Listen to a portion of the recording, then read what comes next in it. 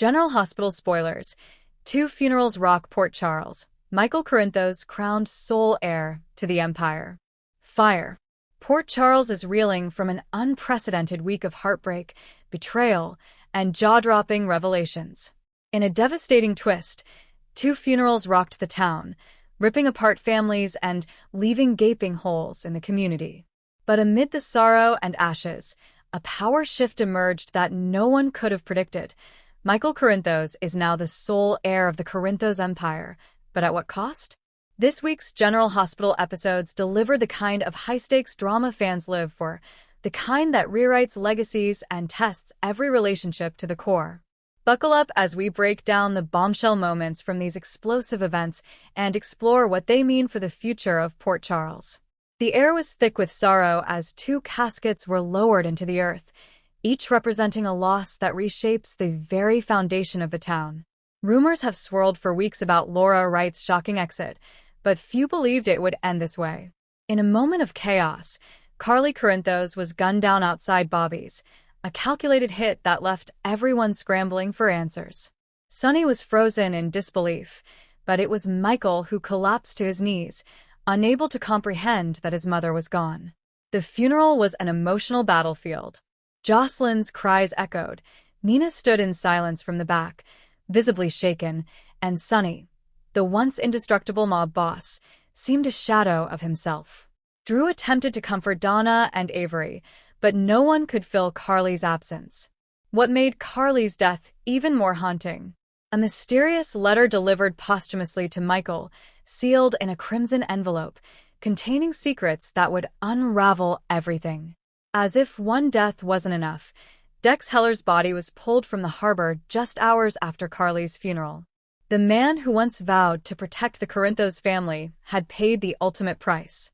The details are murky, but early intel points to a betrayal from within Sonny's organization.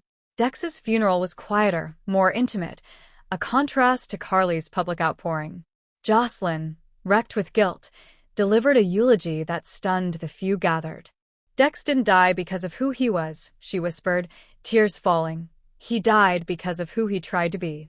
The back-to-back funerals sent shockwaves through the town, but no one could have anticipated what happened next.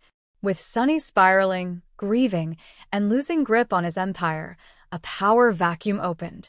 And while Jason tried to stabilize the crumbling infrastructure, someone else stepped in with silent force, Michael Corinthos.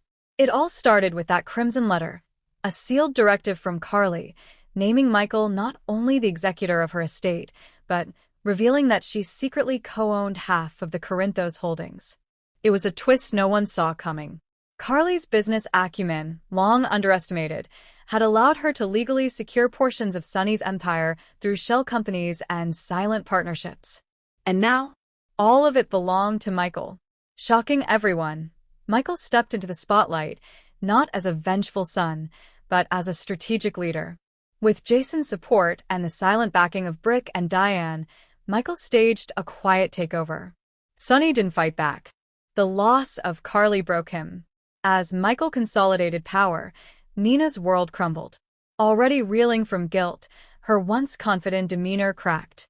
With Carly gone, she thought she might find peace. Instead, she was treated like a pariah.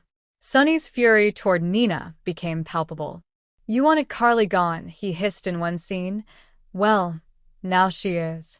And nothing's better, is it?"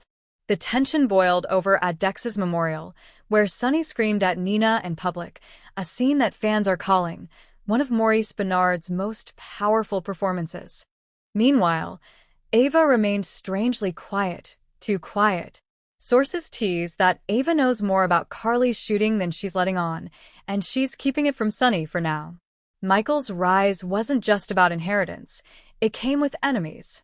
Valentine, sensing the power shift, tried to position himself as an ally. But Michael is no fool. He's already placing Willow, Drew, and even Dante into key positions. And then came the shock of all shocks. Michael visited Cyrus Renaud in Pentonville. The visit, cloaked in secrecy, was short and to the point. Michael offered Cyrus a deal: "Stay out of my way, and I'll stay out of yours." The scene was electric, and fans are now speculating whether Michael is stepping into his father's shoes or surpassing him altogether. With Carly and Dex gone, Jocelyn spiraled into a depression that not even Trina could pull her out of. She's rejecting Michael's attempts at connection and is haunted by the thought that her love for Dex got him killed. Willow, on the other hand, stands by Michael, but at what cost? She's terrified that Michael's thirst for power will consume him. Their once-ideal relationship is cracking under the weight of grief and ambition. And let's not forget the youngest, Donna and Avery. With Sunny spiraling and Carly gone, Michael is taking custody.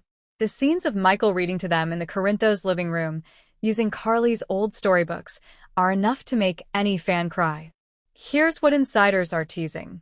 Ava's confession about Carly's shooting could send Sunny over the edge, or it might be what finally wakes him up.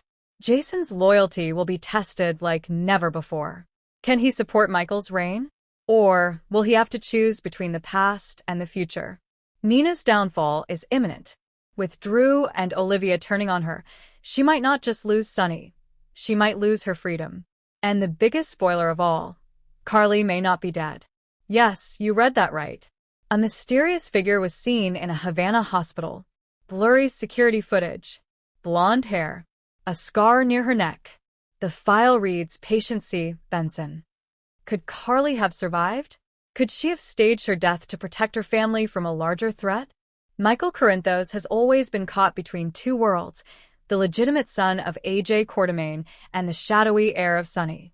Now, with Carly's death as the catalyst, he has embraced both sides. He is the new face of the Corinthos legacy, but how long can he hold on to it before it destroys him? Two funerals changed everything.